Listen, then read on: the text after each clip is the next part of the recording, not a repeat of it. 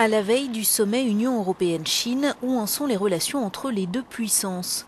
Insoupçonnés dans la petite Chinatown d'Anvers en Belgique, les investissements chinois en Europe atteignent des sommets, près de 7,5 milliards d'euros en 2011. Le spectre de la colonisation économique et les déséquilibres commerciaux servent régulièrement de toile de fond à ces sommets. Cette fois, il sera aussi question de la Syrie. Mais il y a bien intensification des relations, explique notre correspondante. Pour preuve, le flux d'étudiants dans les deux sens. En Belgique seulement, ils sont 2300 étudiants chinois et de nombreux jeunes Européens veulent aussi apprendre à réussir en Chine. L'école de management d'Anvers a ainsi lancé en septembre un master consacré au commerce entre la Chine et l'Union européenne. Il est suivi par 16 étudiants de 7 nationalités différentes.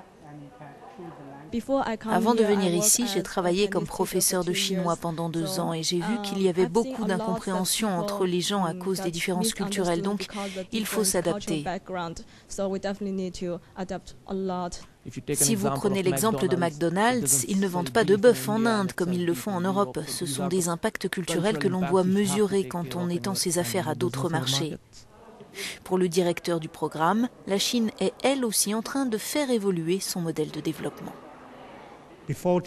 Avant, la Chine se focalisait totalement sur les exportations et son économie extérieure. Aujourd'hui, la Chine tente d'assurer une sorte de durabilité dans son développement et d'aborder des questions clés comme l'urbanisation, et elle y travaille avec l'Europe.